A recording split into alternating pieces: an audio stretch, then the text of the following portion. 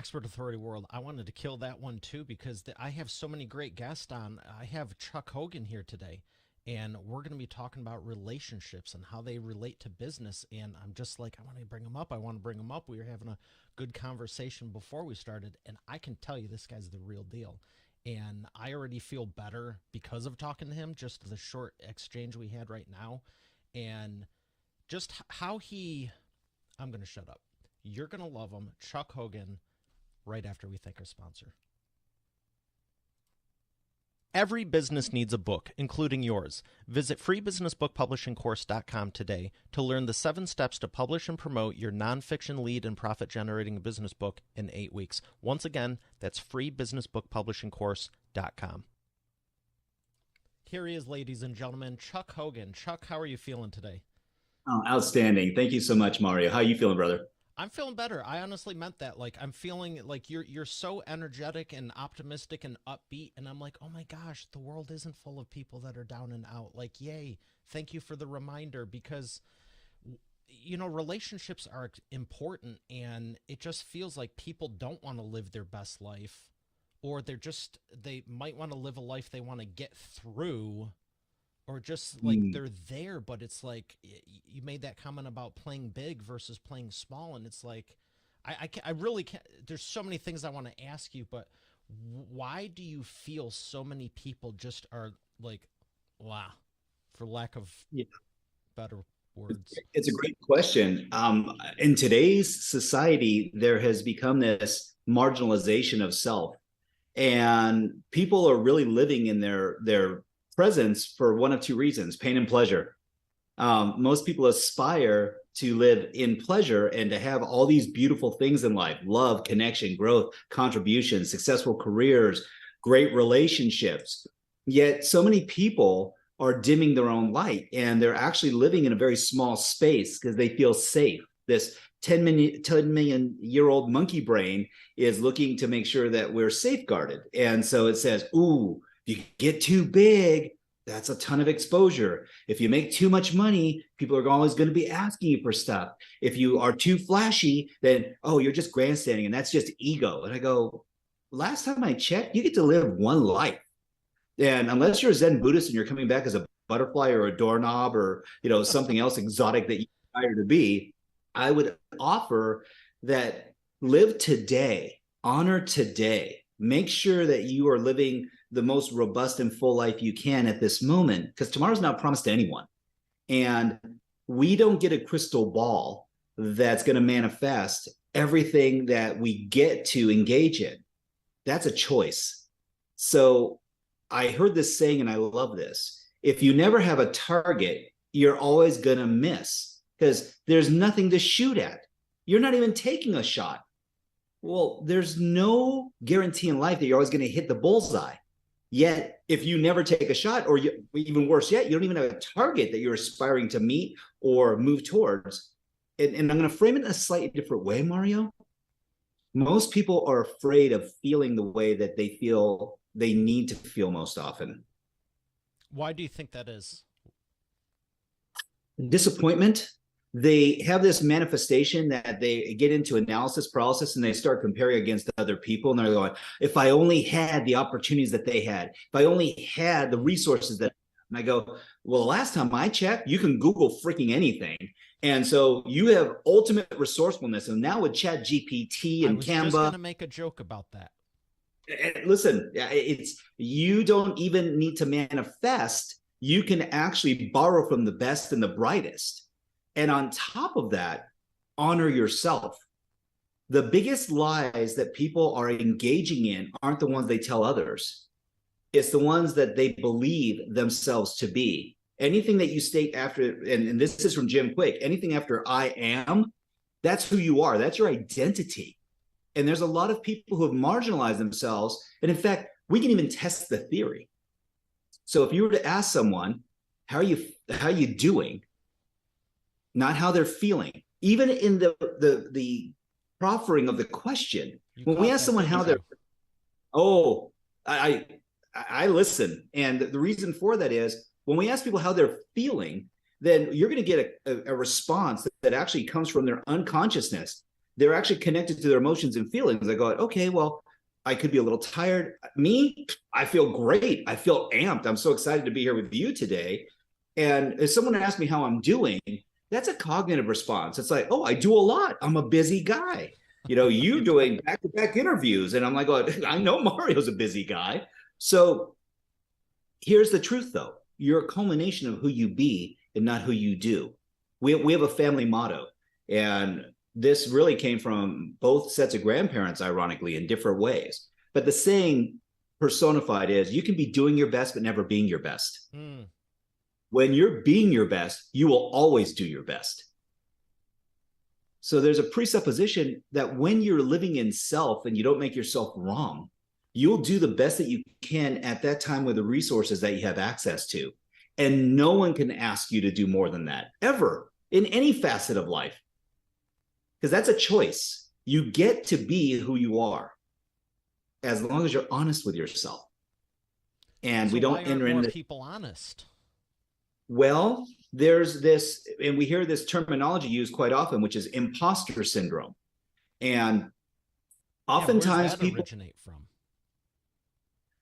It actually comes from a behavioral sciences background. And what it really is tempered in is that we, since about 2008, have adopted a different strategy when it comes to engagement and lifestyle. And a lot of it has to do with this little sucker here. When you look back at the advent of what we call the smartphone, and I go, well, operable, the word is phone, and most people should be using it as a communication device. I would say the vast majority of people in 2023 are looking at this as a multimedia device that connects them to the universe and their altered reality, which is, oh, what is this family, the royal family of Hollywood, doing this week? And who are they in a relationship with? And how many companies or Bentleys did they buy? I'm like, isn't it interesting? And I'm not slamming on people who have early success. I would say, how many 20-year-olds are driving Bentleys or McLarens or Lamborghini SUVs? And they go, well, why is that a problem? I go, it's not. If I take an inner city youth in Detroit, if I take someone from the suburbs of Kansas, is a Lamborghini even important to them? Is a Bentley important to them? Is that their modality of what living a full and rich and healthy life is? I say, where your meals are completely made. They don't have to walk their dogs or bathe their cat or wash their own clothing. They have people. They have manservants and a plethora of people at their beck and call. Well, that's not the norm in a lifestyle. And so now when you start comparing yourself against someone who's so elevated, someone who is so living that life, I go, are they successful? Yet they're not having fruitful relationships. They have the perception of a ton of money. So your reality is uniquely yours.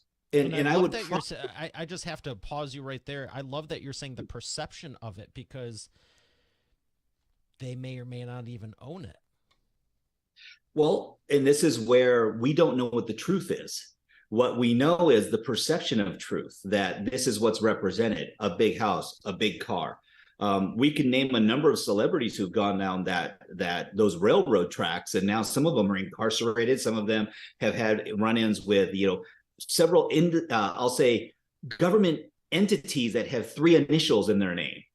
If it's FBI, CIA, IRS, I'm like, okay, hey, anytime you start hearing 3 initials, No it's such like agency. Yeah. And so to that point, it's like, interesting. So your reality is uniquely yours. There are people who work 2 and 3 jobs, and yet they come home to a beautiful, healthy household where there's love and connection and a strong family unit. And if you were to offer them $1 billion, would they trade that lifestyle, that family, those friends, that connection, that life? And they go, ooh, if I could have my life I have now with all the money, I go, no, here's the trade-off. And this is where I'm going to get a little conflicting.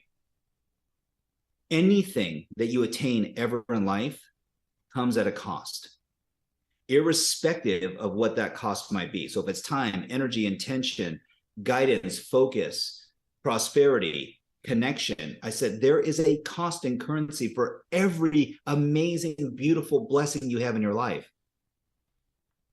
And that investment is what makes it so rich and endearing.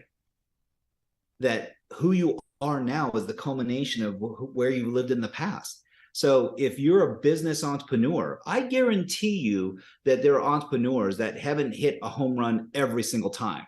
They've had these things called lessons and learnings that help them cultivate ways, and I'll call them SOPs or standard operating procedures, or measurement tools like KPIs, where they're going, oh my gosh, there's so much more opportunity. They go, so let me ask the real question. How do you need to feel most often today? And they're like, what? Well, dude, I want to make, I said, great. So if you're going to go money, what does money mean to you? And if you make more of it, how will that make you feel? Huh. Because is it about the money? Or is it about the capacity that it provides? Is it the sense of security and reassurance? Is it the level of influence that it allows you to yield? Is it opportunities that it creates? Because we know all of these soothsayings and they go, oh, progress equals happiness. And I said, that's great. I love it. Millimeter a mile, making progress, growing. I go, okay, Mario, that's awesome. And then on the other side, I go, huh, what feeds progress? And they're like, I don't know. Really good procedures, having strong outcomes and goals? I go, well, no, because if you have a strong outcome and goal and you don't meet it, the brain only deals in binary. You could get 99.9% to an artificially created outcome that you pulled from some orifice that we won't even discuss at this moment, but it wasn't coming from a cognitive place, and it wasn't even coming from a qualified place. It was just coming from a place. Could have been comparison, could have been to numbers. You got lucky last year, whatever the case might be. And you're going, ooh, we can grow 100% this year. And I go, whoa, whoa, whoa, whoa. You pivoted during COVID and you went digital, and it helped elevate your business. And you're kind of capped in that market now. Do you honestly think you're going to grow 100%? It could happen. I go, oh, so your measurement is hopium. Your measurement is, it's a terrible drug, by the way. There are so many people addicted to hopium. I hope we grow another 100%. I hope we go ahead and are able to capitalize. I go, well, if I look at the analytics of your business a year ago, 2 years ago, you had capacity and didn't have enough business. Now you have enough business and you're meeting it with the capacity you currently have in order to grow another 100%. Capacity. And cultivate your culture. Because now if people are feeling overworked by comparison to feeling productive, that's not healthy either. And we need to look at your cash reserves. That people don't want to work 22 hours a day. Yes, of course they do. They're, you're working for an entrepreneur and he's cutting edge and she's cutting edge and it's fun and it's the cool thing, grind. Yeah. You can only take so much Elon. You can only take so much, of these forward-thinking progressives. At some point in time, there's this thing called the human condition, which is if you're not feeling fulfilled and full, that you will forego certain wants. There's a difference between meeting your needs and your wants. You never stop having wants. You always want a better car, a better watch, another suit, a bigger home. There's always a want. The need is you need air, you need water, you need food, you need shelter, and you need love and connection. Those are the 5 innate human needs. And when those needs are being met at the highest level, Mario, I can tell you this, your wants definitely change. They definitely change. Because now you're like going, ooh, I have higher quality wants now, like more family time, more connection, more experiences. I have yet to meet anyone on their deathbed that said, man, I wish I would have worked those 22 hours out of a 24-hour day. Holy smokes. Had I just done that, I would have unprecedented happiness and I would be fulfilled at the highest level. And I go, probably not. I've met several people, God rest their souls, that said, I wish I would have slowed down a little bit and enjoyed my life. What would have that been worth to someone? So what is success? True success. It's If that's finding the what if that's harmony. what they're saying, Sure. then maybe it's not the cars and houses. I would say, at least from my hallucination of the world, that true success is finding the harmony between your personal and professional life in three areas: body, mind, and spirit. See, oftentimes people will look at it and go, "Oh, dude, I'm in great shape. I'm taking care of myself." I said, "That's great. Your physicality is there." I said, "Are you emotionally poor though? Hmm. Are you challenged spiritually in your faith and your belief system?" See, there's a lot of folks who just they work adrenally and they're living in adrenal fatigue. They're going constantly. It's like the grind, the pound, the grind, the pound. I go, that's okay, great. That's one strategy. What does it cost you? Because Everything this else. is one saying I believe to be that's it. Exactly. So the compromise is that you're living in perceived wealth because you have a lot of things and stuff. The Pantera watch, the new McLaren, the big house, the most popular dog, the wife, two kids, whatever the case might be, whatever your perception of success is. And I go, here's where it gets really real. Why is that your perception? What values are you meeting? And this is where it gets really convoluted really fast. And I'm just going to put it out there for everyone. It comes from a place that you did not elect or select cognitively. It is literally inherited values that you grew up with based on your environment, the sphere of influence, the type of people that you hung around growing up. And so we can make it as simple as are you a Democrat or a Republican? Are you a entrepreneur? Are you a lifelong person who likes to be in the employ of someone else? Are you a leader manager? Are you an artist? Are you a creator of enterprise and facilities of business? There's all these different identities, and most people have multiples of them. And I'll remind folks, I go, are you the same person in the bedroom as you are in the boardroom? Whoa, that intimate relationship might not go over the way you thought it should. Are you the same person in the boardroom as you are in church? Are you the same person in church as you are in the playground? Are you the same person? And we can start to compare. It's like, well, I'm the same body, but I embody different identities. My competitive nature when it comes to sports and competition, if it's in martial arts or gymnastics or whatever the case might be, it's like that goes to a whole nother level. Why? Because I have a sense of confidence and I've cultivated a level of skill. The challenge is where people are naturally in their state and where they are adaptively. See, you can learn, and as a And you're business not owner and talking someone, Texas or Michigan. I'm talking globally, man. Like at this point, when we start to think of it this way, I go, okay, I would bet dimes to dollars that you are a very astute businessman and that you know marketing and publicity and sales and also the business acumen front of logistics and numbers and I'll say financial lingo when it comes to talking dollars and cents. Now, here's the interesting part. If I were to lock you in a room with accountants for 20 hours, you could hold your own, but you would probably come out going, oh, dude, I need like conversation with a human being that has a pulse that we can talk something other than numbers just for a little while.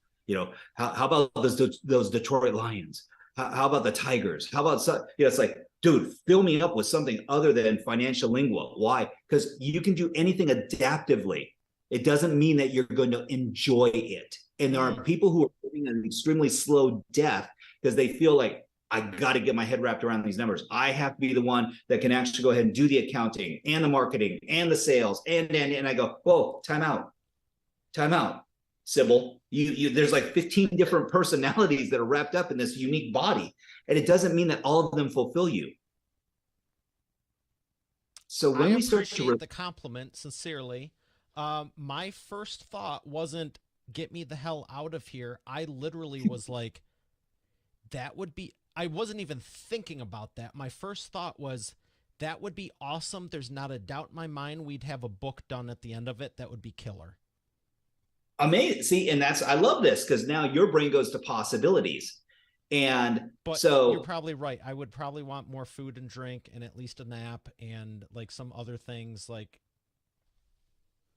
20 hours though. I could do that. I could do that. A couple protein bars and water, protein. that's great. So we've got you signed up for the next 30 days. Every single day, you're going to go 20 hours a day in this environment. And it's going to be like Survivor on steroids, but in the Say world of that it. again. Next 30 days, 20 hours a day. Yes. That's way overkill. Well, that's my point. Not Is just overall, but if it was for the process of doing the book, you wouldn't even need but 10 or 20 of those hours. I agree. Like one day would be enough without a And, doubt in my mind. and I love what you're doing. And this is, you're looking at it from your model of the world in optics and perspective based on outcome. See, this is where life gets very interesting. What are we Most doing the other 26 days? Like, why aren't we swimming or having a grilling out or something? Like, what? It seems like a waste of time after. It is. And this is my point. Your model of the world is predicated on having harmony. It's like, let's get done what we get to get done and do it efficiently and effectively. But someone who loves to run isn't running to win the race.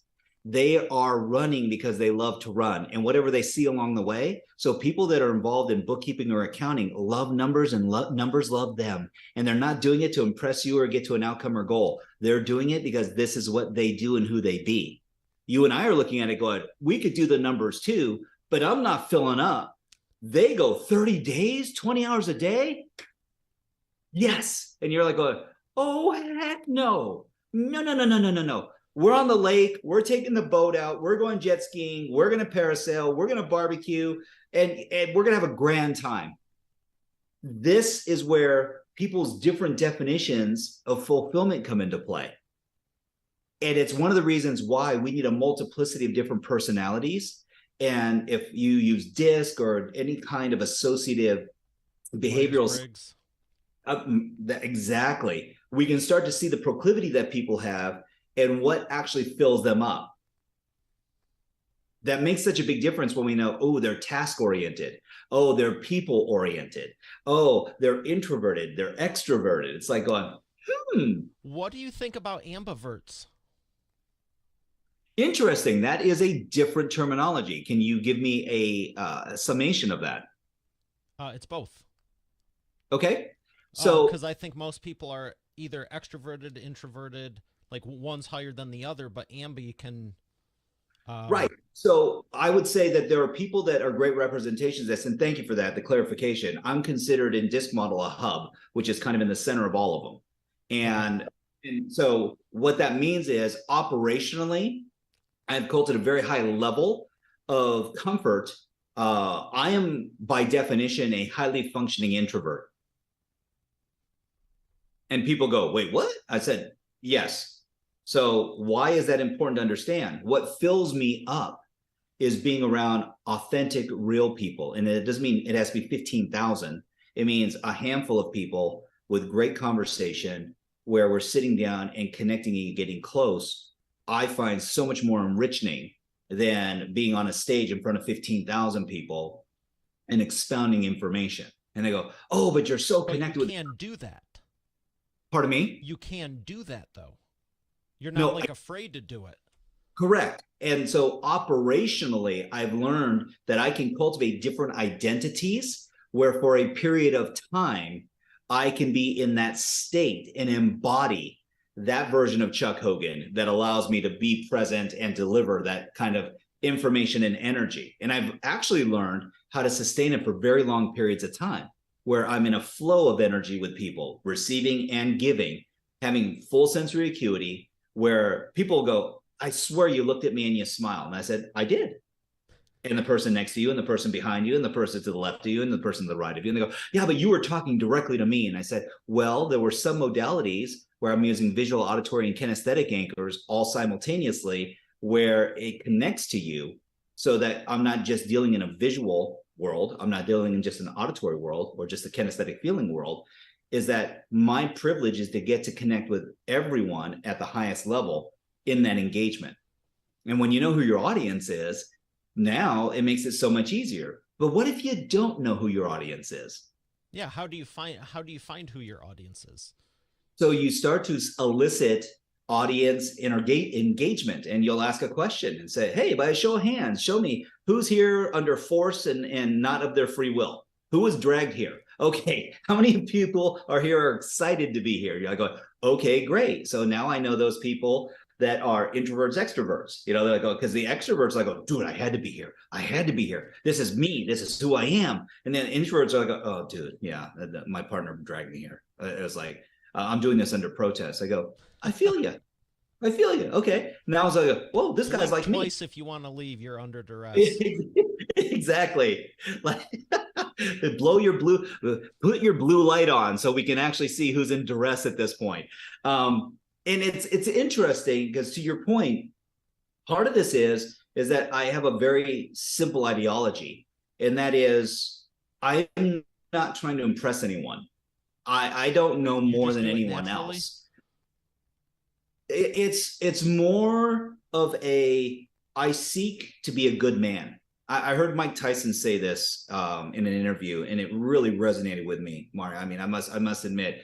And so they're interviewing Mike, and he goes, I struggle to be I was always a great boxer, but I struggle to be a good man.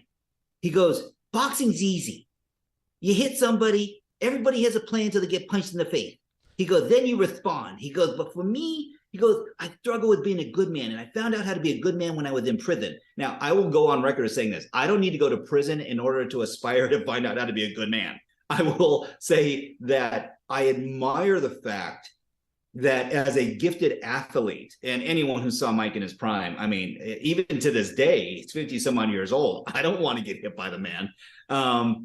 I will go on record as saying I love hearing his aspirations to be a good man, to live a good life, to be a great example to his children, to use his platform and his linguistic skills. Now, I was actually taken aback. He's a great orator. I mean, he's wonderful to listen to because he speaks at a level that everyone can understand. He's not expounding using huge flowery words or being so verbose that people get confused by his language. He's literally earthy, and you're like going, this guy believes what he's saying. Yeah. And it's real. And I honestly believe that most people lack. They might be polished, they might be that, and I'm not telling anyone not to be polished, because I've even ran into it when, like 10 years ago, 12 years ago, there's people I was just connecting with, speaking somewhere, and then I responded back on the socials. They're like, is this really you? And they're like, you're so polished. And I'm like, well, shoot, should I like unpolish it? Because I really, truly want to connect. But it's like they just have this vibe about them where it's like they're just so... They're doing their thing. It's perfect. It's perfection. But you can tell, like, if you try to talk to them like we are now, they really don't want to talk to you. They just want to do their thing and just be done. Well, and that's the thing between motive and intention. And so oftentimes what I've found with folks, there's a difference between them wanting to espouse and go into a monologue about who they are, what they do, what they're all about. And what I've really enjoyed with this conversation with you is the interest in why is this important? And I'm going to summarize this in just one thing, and that is, what's your why? What's your purpose? Your purpose is how you feel most often. If you feel challenged in any part of your life is challenging. Doesn't make a difference if it's in business. People go, oh, I have a lot of money, but I don't have health. Well, here's what I know for a fact. Most people spend the first half of their life trying to amass wealth. They spend the last half of their life spending all their wealth to actually gain back happiness and health. And it's like, why can't you do both? Why can't you increase your financial? Yeah, why isn't it an and thing instead of either or? Well, oftentimes because this is where we've been actually misguided.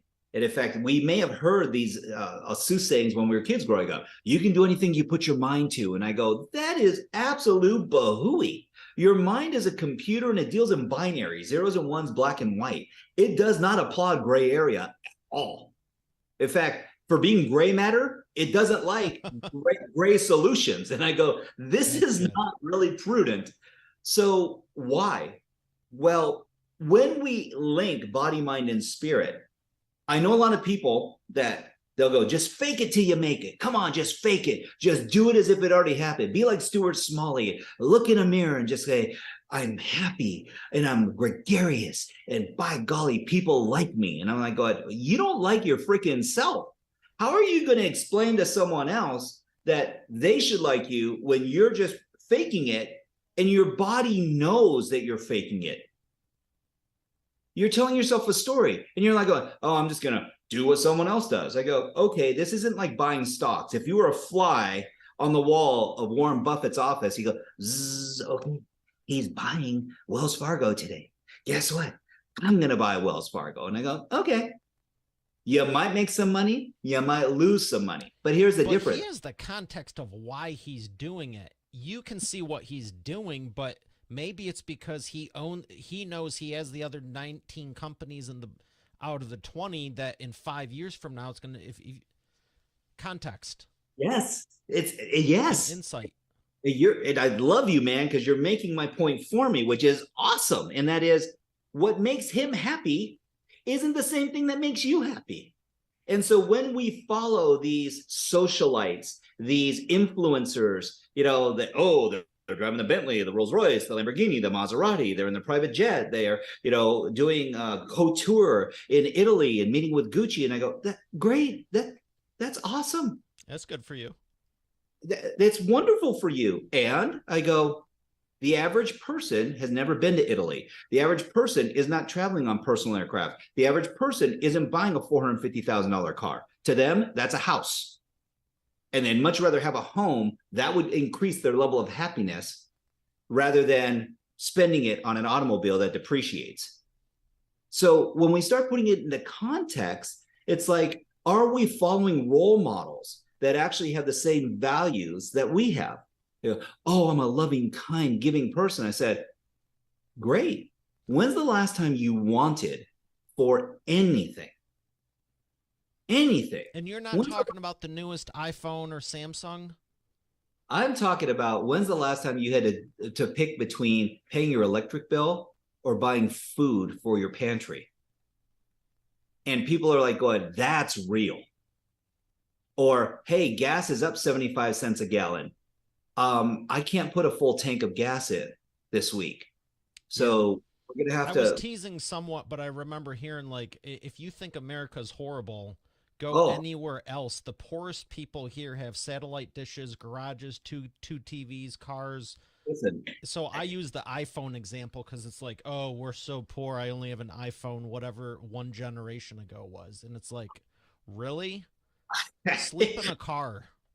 Yes. Don't eat this half the week with more than crackers or something.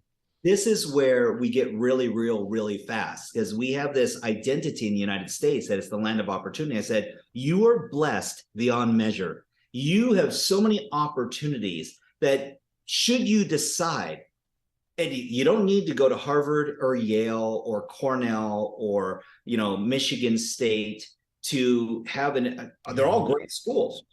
And I would say this, in today's environment, if you get skilled as an HVAC technician or a plumber, you can make $250,000 to $300,000 a year. But did you know that the mean income for a practicing doctor, physician is $150,000 a year? Now, what's the difference? Well, he's amassed $500,000 in collegiate debt by comparison to the person who went to a trade school and started working immediately and training in a craft. Now, if you're an entrepreneur, then you can start to multiply yourself, bring on other journeymen, cultivate in mentorship. We're missing so many things that through the journeyman process of construction, because last time I checked, machinery and AI is not going to replace HVAC and plumbing. Not happening. Eventually it could. There could be a robot that comes out to fix that for you. But I've seen robots that now will run parkour. I have seen robots that actually pass the bar exam and medical exams for every single state in the continental United States and passed at 99.9% efficacy, which means less than 1% of people were brighter than this programming that could actually memorize and calculate based on tests that are done a prognosis for you relative to your health. So do I need physicians? I would Now, argue yes, because of bedside manner and the customer experience. yes. And I would say that highly skilled nurses who did not have to go through the same 12 years of training and amass all the debt are the ones that 99.9% of the time are taking care of these patients. The doctor's coming in the least amount of time on rotations, and it's to see the progress on the chart. Mm-hmm. Well, AI can actually measure the progress on the chart if the medication's working. So why do I go there? I have a son, senior at Baylor, graduating with a biochem major and a comp sci minor.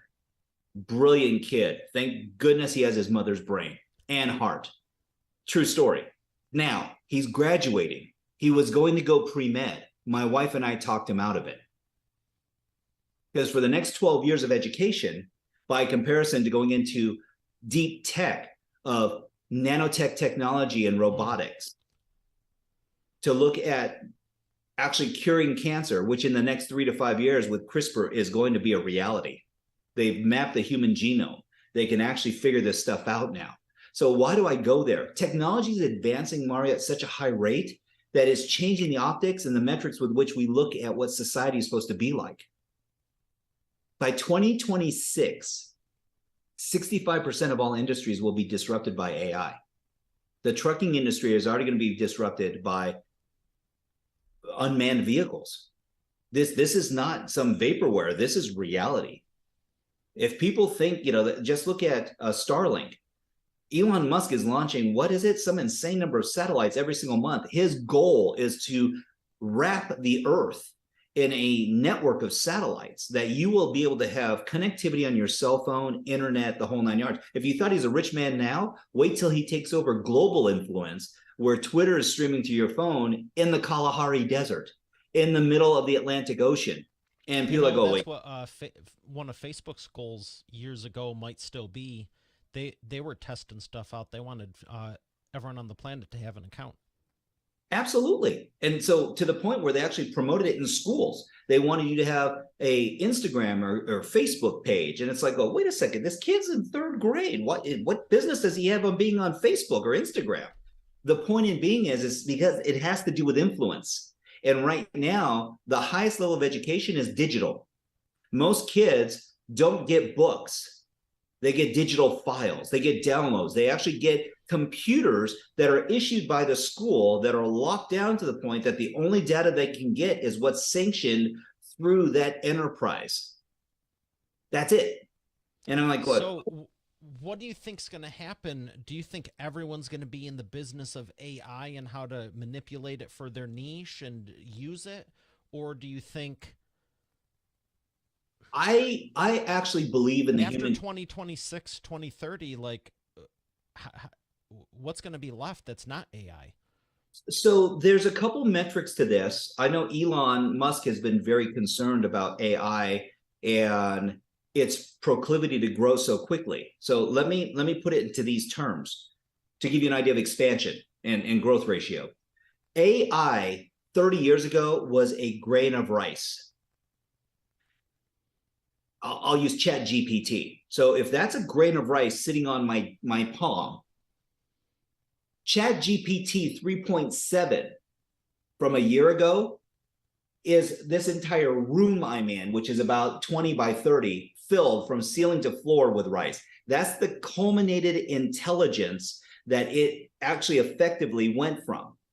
So from 30 years ago to Chat GPT 3.7.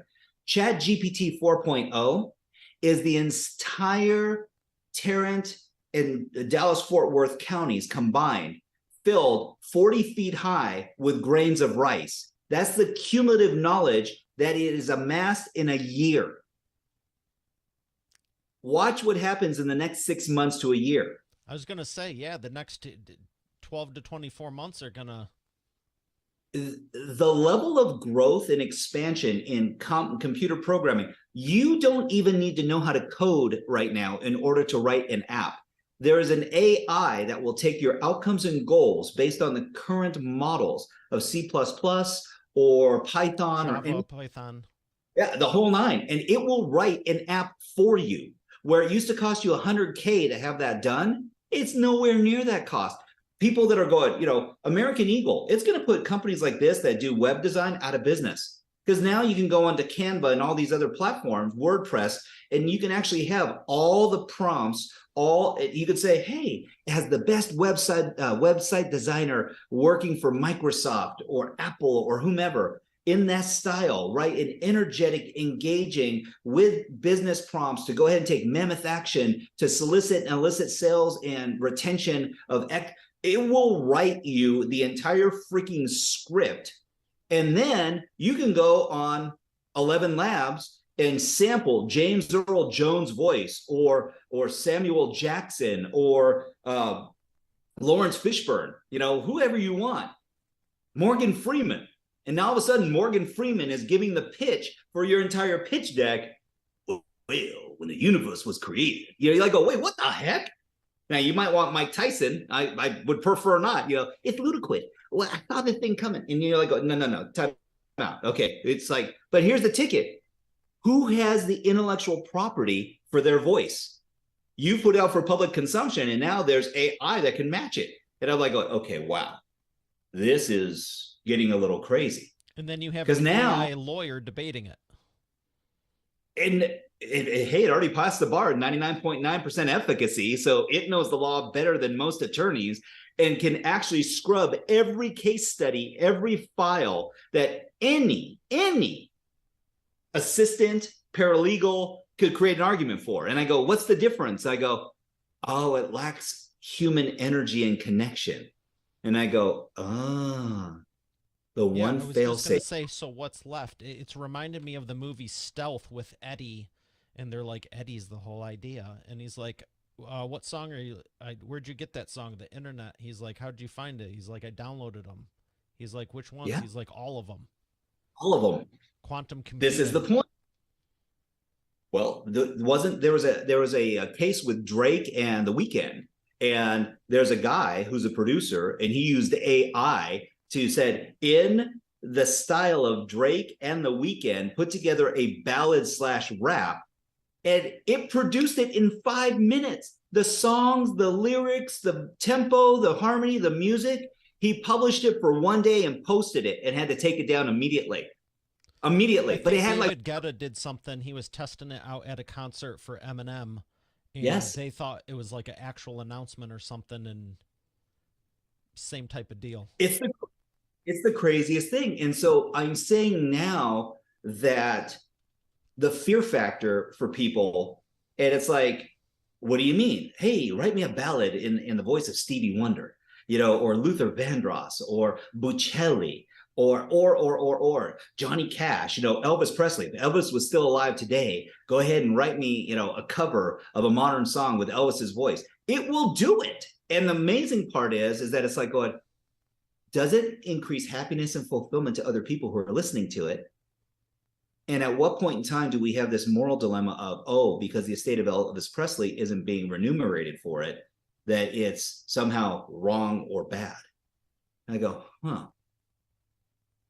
is art meant to be appreciated by the art collector and only have innate value for that person? Or is there a reason why for centuries they've had pieces up in the Louvre where everyone can enjoy them? And I go, but it only has value because it's locked behind glass and plexiglass and sensors and that, so no one can steal it. And I go, interesting. Yet there have been millions and millions of lithographs and posters and cheap duplicates of it. And I go, but if it increases someone else's level of happiness, is it wrong?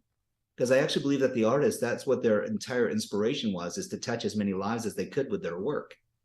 And yet we monetized it and made it where it's so exclusive now that now it's only has that value if you're the owner of it, if it's in your estate, if it's been insured by Lloyd's of London. And I go, wow, what a interesting concept when we start to look at what creates value. Because I know people are willing to spend insane amounts of money when the perceived value is there. Yeah, and just having to protect that, and then the creative aspect, because I've heard the argument with it'll build this, it'll do that. And I go, yes, from existing stuff. Right. But it's because we've kind of perfected it over the years. And granted, it took 20 years to do it, and it can do it in 10 seconds. But I think it was the Angry Birds thing. It was like it was an existing thing. It's like making a Xerox machine. It's like, of course, yeah, the Xerox machine made a copy of it, but it's still a copy. Who was the Right. originator and the creator? Nothing is just out of thin air, So truly. so here's the truth, and this is where we get into the philosophy of life itself. 99% of all problems on the planet already have solutions that have been solved. The issue is finding out the solution that someone came up with that most closely matches your value system and what your outcomes and needs are. So if that's the case, I go, whoa, because as human beings, there's only so many conditions that arise. They go, oh, they're endless. I said, no, they advance with the advancement of technology because we have different challenges.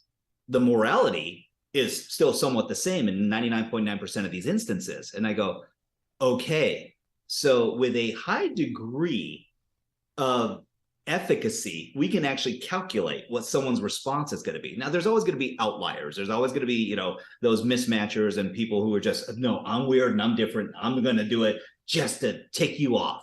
And I go, I love those people, by the way. I'm like going, whoa, okay, Why'd you that's do that? divergent Because thinking. I can. Well, like Elon, hey, who takes on the whole automobile industry and is going to make electric cars when Fisker wasn't able to do it? And Toyota, even with the Prius, can take over the entire market. Nissan has the Leaf, but it goes 100 miles. I go, I don't care. Watch this. My car goes 0 to 60 in 3.2 seconds, and it'll go 350 miles on a charge. And it looks better and more sporty. It's like, okay.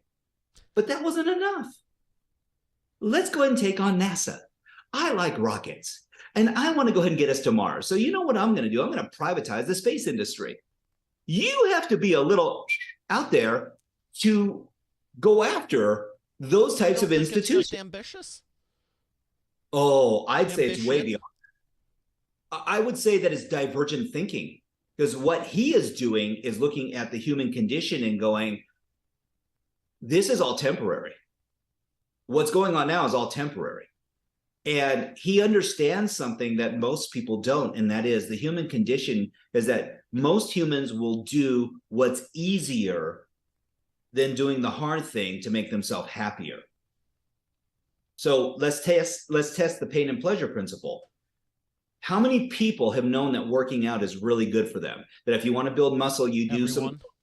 Everybody. So in fact, if you were to actually exercise in health and vitality, you'd probably have fewer medical issues. But now the physician No, says, you can't say that. That's not true.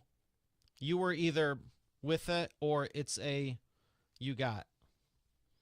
well, if I look at obesity, if I look at high blood pressure, if I look at being addicted to sugars, I go, there are some things within your purview that you actually have a ton of influence over.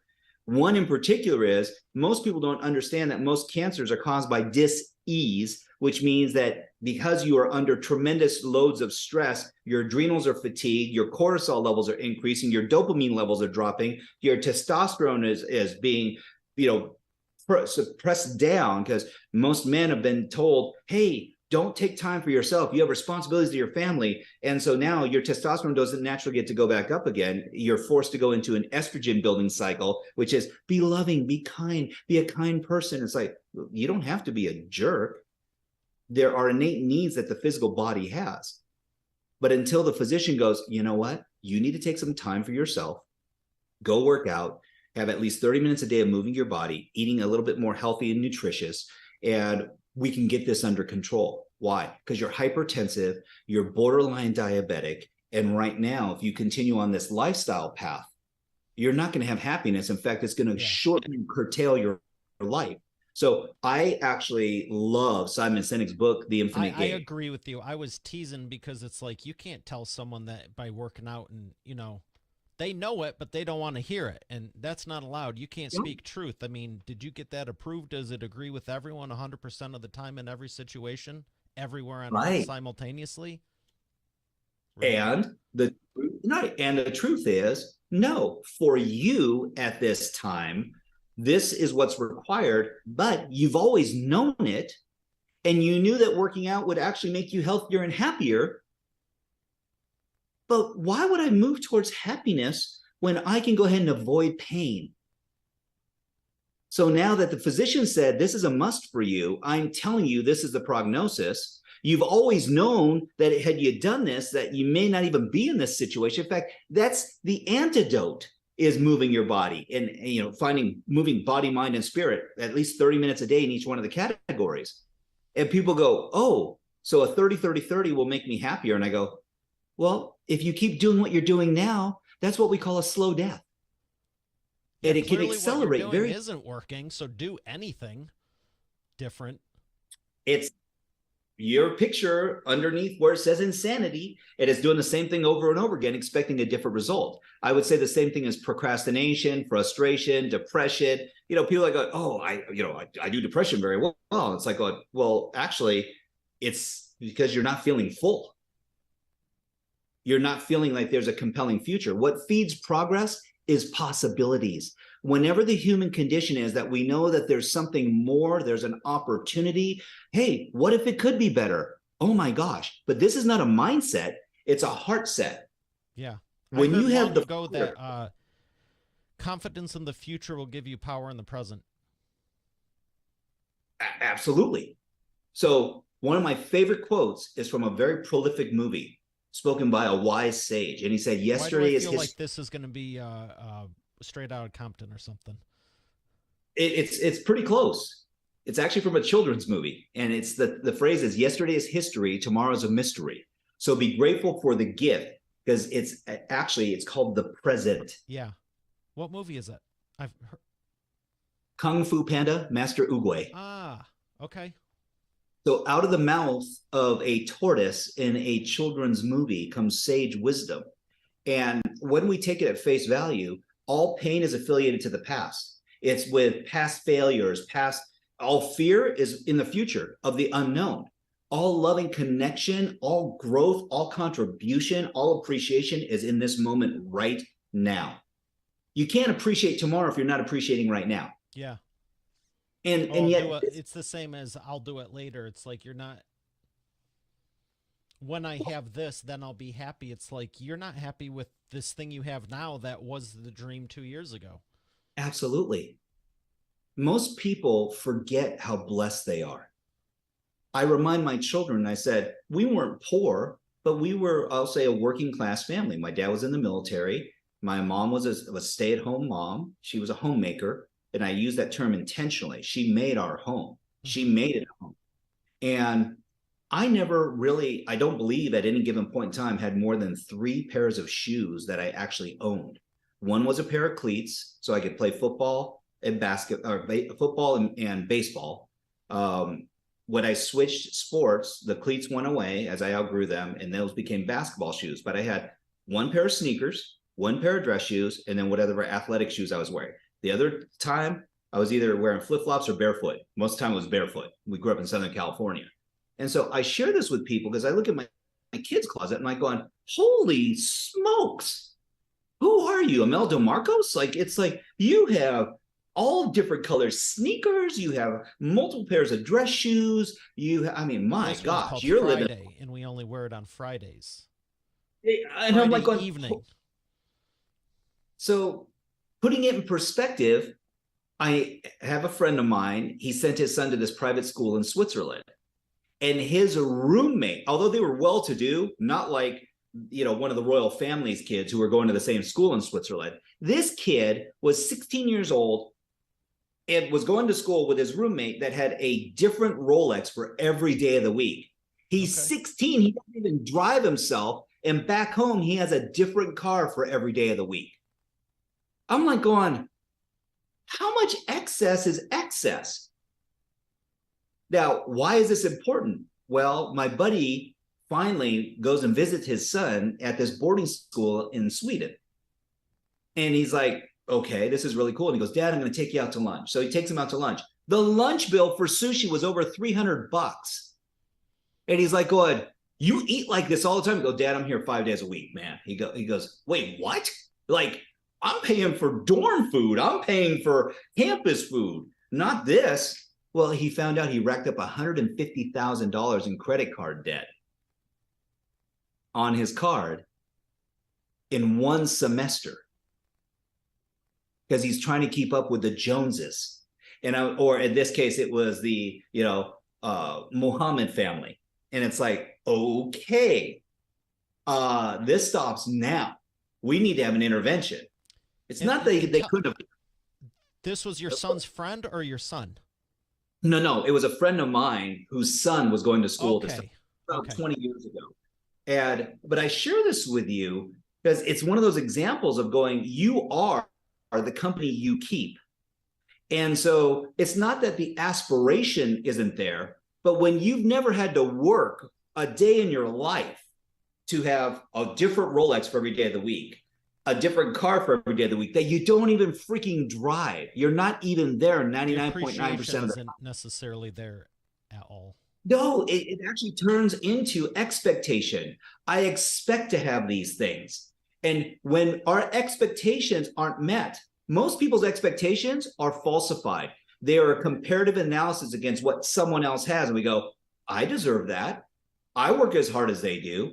I should get that. And I go, no, you get what you're willing to tolerate. If you are willing to tolerate indecision, indiscretion, if you're willing to tolerate your own ego, and this is where the fallacy, and I'm going to close that loop, was we've been told since we're little kids that you can do whatever you put your mind to. It's baloney. You can do anything that you put your heart to.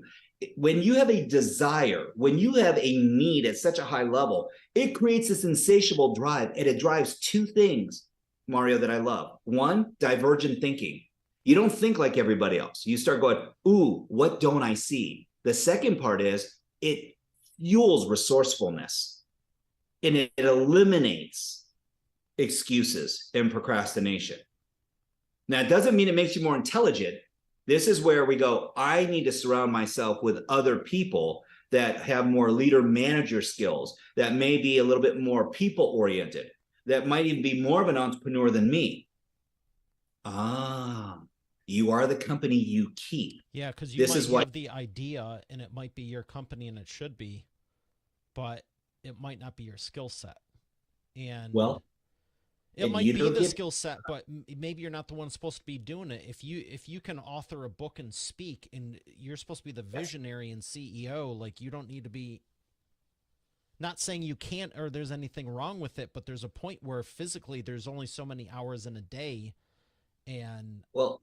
it's Here's what one I of my know. favorite things to explain to people because they're like, "Oh, I wanted to do it," and it's interesting to see who. I have yet to see a business that grows that hasn't let go of some portion to get other people involved. Whenever someone's going like this, oh, Yes, you won't believe what the problem is. I'm like, it's different color. It's wrapped in it's the same problem wrapped in oh, a different color wrapper. it is. I love Simon Sinek has this comparison between a finite mindset and an infinite mindset. In a finite mindset, you know all the players. So think of it like a football team. You have a roster. You've got your whole, you've got your whole array of talent, and you know who to put in at what times. And if someone gets hurt, then you have someone. It's a plug and play, but you have a roster. The second is that you know all the rules. And if you break the rules, there's penalties for breaking the rules. And I'm like, okay, yeah, SEC, trade, financial, ethical, moral. Okay, okay. The third, which is the most imperative, is that there's only two solutions to the game: winning or losing. Yeah, Draws are and you ties. playing to win or are you playing to not lose? One of my favorite quotes from Robert Kiyosaki. Like, there's a Absolutely. big difference. Are you playing to win or are you playing to not lose? Pain and pleasure. If the pleasure is like, oh, winning the game, boy, we're driven, we're motivated, we believe till we achieve, not fake it till you make it. Fake it till you make it is, oh, we'll go through the actions. You know, we're probably going to get our butts kicked, but we're going to do the best that we can with the resources that we have. Let me just throw it up. Incense, we're having exorcisms right on the sideline. And we're just like trying to keep scorched earth policy from happening at this point. And I go, what if we were to shift to an infinite mindset? Huh. And this is what's really cool. And Simon says, excuse the pun, we only know some of the players. Because as we're growing and cultivating, to your point, there are some people who are going to have their freedom. They're moving at a different pace than we are. And so we're going to allow people to have their freedom because they have a different journey. They were with us for a reason and a season and a time. And now we get to release them. They get to release us. It's mutually beneficial. It doesn't have to be adverse. It's like, I like that. Because now you're going to bring people into your sphere of influence as you're shifting and growing, and change is going to happen with or without you. It's beautiful when we can cultivate and bring people into our sphere. It's like, this feels really good. This feels really good because now we have people who are standing for us and people that have different gifts and talents and give us different optics. It's like, Yeah, and you're not dragging someone that doesn't want to be there. Likewise, if someone isn't supposed to be there, you're not hanging on, making them miserable too. Right. And that's reasons and seasons. And I go, love that. Love that. 2, there are no rules. And I go, whoa, whoa, whoa. Rules are the only thing that separate us from the animals. John Wick, movies 1, 2, 3, and 4. And I go, okay, thank you, Winston, for that wonderful detail. He's the manager of the Continental in New York. Here's the ticket, though. It's not true. When you have value alignment, and now people are going, I value the same things that you value. We have different ways of getting there, so we have different rules, but our value systems align. Then you don't question someone's motive and intention because you know their heart, their disposition, their content of character. They may have very unorthodox ways of getting there, but how you do accounting and how I do accounting, I like an accrual accounting system, but you're going, oh, I use accrual, but also with a compounding. It's like, you know what? Awesome. Because I'm getting what I need. You're giving what you know. And now the value proposition is elevated, but we get a bunch of different optics, not just the ones I need, but I'm getting what I need in order to have the sanctity and security of knowing this information. I go, that's so cool. That's so cool. Because now I don't question intent. Last, there's no winning or losing. There's only staying in the game as long as you can. This is where I love that analogy of runners. There's runners, there's sprinters, and then there's marathoners. Sprinters and marathoners are in it to get to the finish line. They have different tactics, though. Sprinters going all out, 100 meter, 400 meter, 800, but boy, they are like flying. Even on marathons, the fastest marathon now has been run under 2 hours. The guy averaged 13 miles an hour running a marathon. Yeah, from Kenya. Remarkable. But he achieved it through science, nutrition, biohacking, pace, breathing I mean, it's like, wow. I mean, if you weren't a gifted enough runner before, but to break 2 hours for 26 miles, you're running at a pace on average of 13 miles an hour. That's or greater. It's remarkable. And you go, okay, but what's the difference? Both of those sprinters and marathoners are to win the race. People who like to walk love the journey. And they get to see a myriad of different things. They actually slow down and breathe and pace themselves. So now they have less tension, less wear. It doesn't eat up their body. It fuels them. It doesn't feed on them. You run relays, you run speed races, sprints, it's going to eat your body up. You do marathons, you have long recovery time. People who go on walks go, I'm going on a walk for the joy of it. And here's the cool part. They still get to hit milestones. You can do it every day. You can, and it's sustainable. And it feeds you and fuels you instead of feeding on you. So I love runners. This is the same reason why I love people in certain silos within organizations. It's like, this person is a numbers person. They love numbers and numbers love them. They are happy as a pig in slop being behind a desk and crunching numbers and turning in reports. They do not like being in front of people. They do not like being public announcement service people to read the report. They'd much rather death would be an easier thing for them than having to be a public speaker. And it's like, okay, then what do we change? I said, us. We get to applaud and understand that when we judge any single portion of ourselves or someone else, that we actually lose access to the resources that those people bring. That's not a smart strategy. So we need variety. But most organizations hire for congruity or for pedigree. Oh, Wharton School of Business, Harvard Law School. Oh, must be a smart person, top of your class. Me too. Well, that's great. If you're feeding your ego and you want someone who's like you, I would say I'm actually looking for people who are better than me constantly. And it helps build the efficacy around how we all get to cultivate and grow together. And it's like, this feels so much better. This feels so much more congruent. This feels so much more robust and fulfilling. And it's like, yeah, this is awesome. And you walk away going, wow, I don't feel less than today. In fact, I feel more liberated knowing that I've turned this over to someone who has another set of eyes on it that are not me. And yet they applaud and invite me in to give insight, information, and distinctions. Not, oh, I got it, boss. Don't worry. Oh, yeah, they welcome it. Exactly. It's like, wow, that feels a whole different way. It's more fun to also to when you're doing it, like you pick a career, you obviously want to enjoy it. You obviously want to make a difference. Well, I would hope that people want to make a difference and actually be constructive with it. But it's like you're going to be doing this a long time. If you can't get through, oh, here's the weekend again. If you can't get through a few days, what are you doing? Even in the grand scheme of a year, okay, Yes. you had a bad week, you had two. Why aren't you changing it? And you're really going to do this 50 more times, let alone a lifetime? Yes. And that's It's the whole thing, like you said, locking me in the room, and I'm like, we've done financial books. Like, I right. actually very excited about that. But again, I'm going in the sheer numbers, 20 hours a day for 30 days. That's a whole lot of time. It We don't is. need even a tenth of that. No. The difference Maybe a is, tenth of it. well, so if I ask you, how rewarding was it? How fulfilling was it? And you go, well, for the time that I was dedicated and I scheduled to do it, it was really fulfilling. But if one of your top needs is variety, you're like going, dude, you don't know me at all.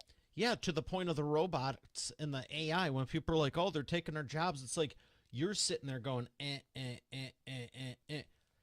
Are humans not supposed to be doing that anyway? Get a robot to do it. Well, Create something. that's kind of the point. It's like, so do we need to send a human being into a burning building, or can we send a robot who is infinitely stronger and doesn't burn to death and can function and still extricate people, or put out a fire, or open up a window or a door, or save someone's life? And I go, wow, isn't the outcome to save lives, not to risk lives? Yeah. Or at the least have it assisted with less people, or, you know what I mean? Instead of sending 10 in, like you have. Well, drones now. I mean, Yeah. when we start to look at these whole premise of like the metaverse and Ready Player One, all this stuff, the modalities of this are becoming reality. Gene Roddenberry in the 1960s, was like, ooh, space travel, lasers, communicators. I go, Motorola made the freaking flip phone and modeled it after a communicator from Star Trek. It was one of the best-selling phones in the marketplace for how many years? The point in being is that what we can conceive, we can achieve. And that's the human condition, is that when there's a strong enough driver, you will continue to push and grow. Elon isn't driven by just numbers. He's driven by the journey. And that's why he starts to look at, hey, Twitter, why? Multimedia public platform. I can put information out there. Publicity. I can get publicity. I can feed the narrative. And it's like, okay, he built Tesla where it wasn't even profitable for like the first 10 years. Yet he's still a billionaire. And I go, okay, well, someone getting paid. And so at the end of it, though, it's like going, now it's profitable. How many Teslas do you see on the road? They're all over the place. So at some point in time, it takes divergent thinking in order to help educate and show people what's possible. Running a marathon in under 2 hours. When the first person on the planet ran under a 5-minute mile, then all of a sudden everyone starts breaking it. Why? Because the Roger Bannister, great story. Because possibility became reality.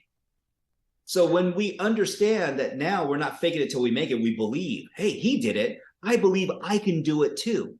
It's like, ooh, possibility feeds progress. For sure. And you can start to see the modalities that this is how businesses are grown. This is how we cultivate stark raving fans. and we elevate the level of value that we get to implement and inject out in the world. So yeah, I know we got off on a bunch of tangents. I apologize. I get No, really I love it because this is what cultivates the thinking around it instead of just going, here's what I've been hearing, here's what I've been hearing. Oh, because that wasn't curated to have it be what you need to hear to agree. I love talking about a wide array of different things, and it's one of the reasons I started the show because I always wanted there's people I'm like, I can see you want to say something, but you're not. I'm giving you carte blanche, like it's my show. We're not going to get in trouble. Say it. And it always makes it that much more interesting instead of, hi, I'm here to talk about the thing again on the thing again because I've done this 101 times. It's like, I can tell. And no one has these conversations. And let me rephrase that. Very few people have these conversations, and I think more people should, whether it's on a show or just in person or whatever, because it's like, oh, I never thought about it that way. I never thought about it that way. I never thought about it that way. Good. There wasn't a Brooklyn Bridge till they built the Brooklyn Bridge. There wasn't skyscrapers till they had the ideas. Like, where's the thin air? It's one reason I got into publishing, video, animation, just creative thoughts, everything I've ever done, because it's like literally. Recording stopped. Oh, well, that's fantastic. We've gone a minute. I apologize. 1 second, please, sure. Because I do not. That's never happened in 400 plus episodes.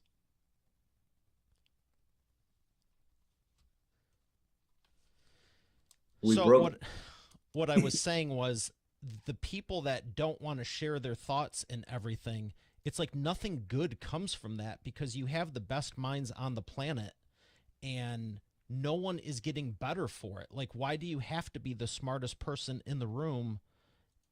It's an absolute ego trip when you should be going, where are the smartest minds? You know, Elon, he's looking for the smartest people. NASA in the, what was it, 50s and 60s?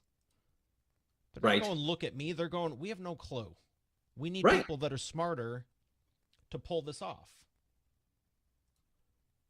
And recording in progress. Smarter people that are able to help you with it. I mean, I'm doing the same thing. I'm always looking for the best and the brightest on my team to help with not only the show, but with publishing. And I also developed a software to build WordPress websites automatically 10 years ago. And it was the same thing. Like you lock me in that room. I was like, okay, we are doing hundreds and hundreds of sites for people.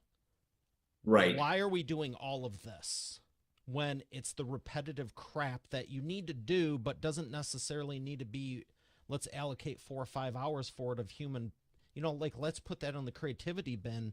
And I just started mapping out, like, I just like figuring stuff out, making it more efficient, and then going, here's how you can have more fun and be better. Like with the books. Yes. This is the coolest thing in the world. It's not going anywhere. It's been around 2,000 years. You can print them. You can give them to people. You can put your thoughts on it, and someone can. I was talking to someone today. When someone goes on vacation to get away from the tech, what do they take with them? A book. Yeah, yes. So to your point, and here's the difference. Why do they bring a book? This is so important. They said it lets them feel a certain way. The words are currency. And the language that we utilize creates value within ourselves because every word has a value and a meaning. The beauty of this is when people aren't just reading for entertainment, not that that's a bad thing. When they actually start exercising and taking mammoth action, and it's no longer shelf help.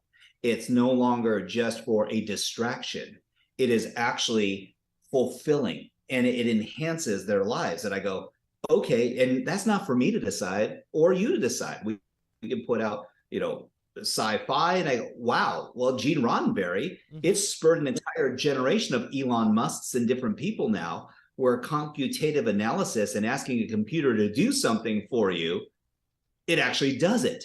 Yeah, And it's Boston like, Dynamics with their walking dog robots even 10 years ago. absolutely. And now you look at Atlas and all these others, and they're running parkour. It's a 250-pound machine that's doing front flips and back flips and diving off of walls. And you're like going, Ruh-roh, okay, so you think you're going to outrun RoboCop? Probably not. And so ultimately, this is a reality check, and that is dare to dream big, have big, hairy, audacious, bold dreams, trust yourself.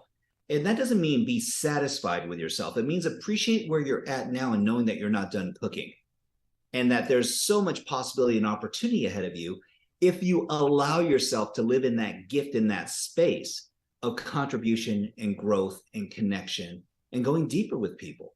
Because ultimately, every business I know is P2P.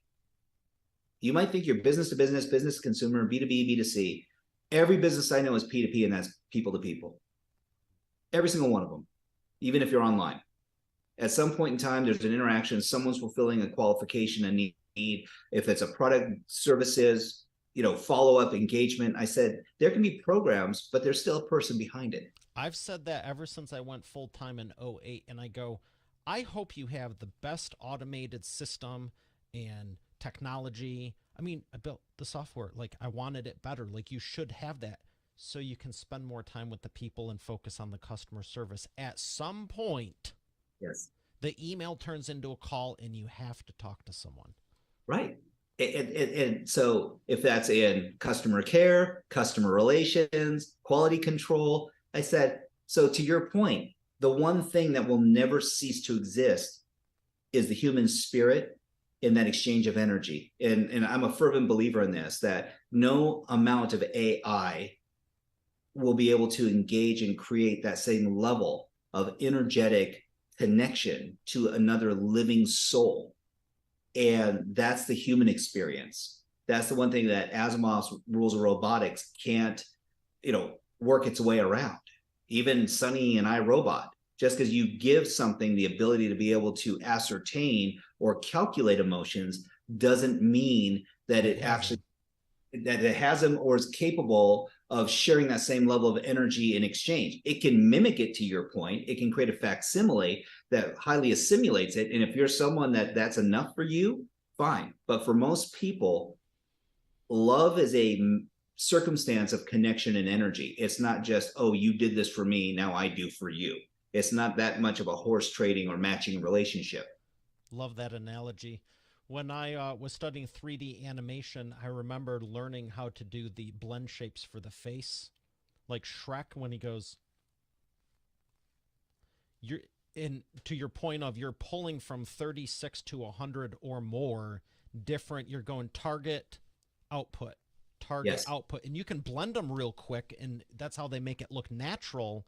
right. But again, it's a predetermined thing. You're just accessing information that's already there. It's not creating a new. Exactly. The human condition applauds authenticity. It can appreciate strategy, but it doesn't fall in love with it. Yeah. It's quickly identified as a pattern, and at some point in time becomes superfluous to the level of meaning that it has, because it no longer has the same level of value because it's not unique. Yeah, there's so many, and you got me thinking, and I appreciate it, because I'm like, would there be a point where have your people talk to my people? Like, would my AI bot be talking to your AI bot and we closed a deal? Like, well, it's already happened. So they just had an experience where the first AI hired its first human employee. Okay. Yeah. Oh, no, I mean, it like legit. It qualified the person, set up the parameters for their employee. How did it talk to them? It did it all through email. I got to look that up. Did not know that. That's interesting. But to your point, now where are they working? Who are they talking to continue on the process? So they're in a marketing division because the AI realized it doesn't have arms and legs. It doesn't have the ability it can go ahead and create copy, but it can't create the actual interface to implement this. So it said, I need a body that can actually fulfill the gap between what I can create So it asked, the question it prompted in Chat GPT was, what do you need in order to make this campaign successful? It has said, I need a human. And so it said, okay, what kind of human do you need? And it went forward and they qualified it and created the SOPs, the job description, the whole 9 yards, predicated on what a marketing expert within the field of social media would be required for this computative analysis company. And it literally put out the job offer. It checked with human resources as to what the protocols were, what an offer letter would look like, what the engagement was, what the level of compensation, what the going rate of return based on the invest. I was like, what? Wow. But it still needed a human body. And this is the point. Until robotics gets into place, where now there's going to be substitution. And we're not at that point. So we're at this kind of precipice of exchange of human condition. And I go, oh, so are we labor now? Because we're less expensive than the cost of the robotic AI. Holy smokes. Are we the blunt instrument? Something to think about. Wow. I gotta ask. I want to keep going, but I have to ask you about books and stuff, and we'll wrap this up with. You've mentioned so much good stuff, and you've mentioned some authors. Being a publisher, I gotta ask you, what are your top favorite books that have helped you the most in business or life? I'd say Think and Grow Rich, which I know is like a reading staple for so many. I really do like Simon Sinek's The Infinite Game. A book for me that actually helped me understand the human condition a lot was Malcolm Gladwell's Tipping Point, as to where we get when we have enough tension and buildup and expression, and then we move towards having to facilitate a change. It's like, ooh, I love that. I'm an avid, I'll say, studier of human conditions. So I love spiral dynamics, love like Maslow's rules when you start to look at hierarchies of relationship. And so I would say that for me, knowing Keith Cunningham, I'm not as huge a fan of Robert Kiyosaki and Rich Dad Poor Dad because I know a little too much about what happened in that whole exchange. I'll go on record as saying I love the concepts, but there's some nuances that don't jive. But probably one of my favorite books of all time is John Gray's Men Are From Mars, Women Are From Venus. Okay. Coalesces relationships into such a salient understanding as to the biochemical as well as the human needs and conditions that both men and women have. And I've just learned after 35 years of being married to my best friend, and it wasn't always like that, by the way, that happy wife, happy life. And I am so blessed. I married up. She's drop dead gorgeous. She's the most kind and beautiful and heartfelt person I know. And she's blessed me with 3 amazing young adults in our life. And I couldn't be a more blessed man. So for that, I'm eternally grateful. Yeah, it sounds like an all around, and not just that it sounded, but this whole time, even before we started, you've been exuding it. And that's the thing. You can, I've joked with all people all the time, you can Photoshop or video or whatever, you can put out there whatever you want, but at some points, you can fool some of the people some of the time. You can't fool all the people all the time. And I just live in this space, to be honest with you, Mario. For me, I'm blessed and I'm grateful. And it's not that it shows. I'm happy for you, brother. And thank you for sharing everything you have. I've really enjoyed this. Oh, pleasure's all mine. I really appreciate your time and for this opportunity to connect with you. This has really been a lot of fun. I'm happy to hear it. Well, Expert Authority World, we have another great episode here today. I'll see you on the next one. And with that, have a great day.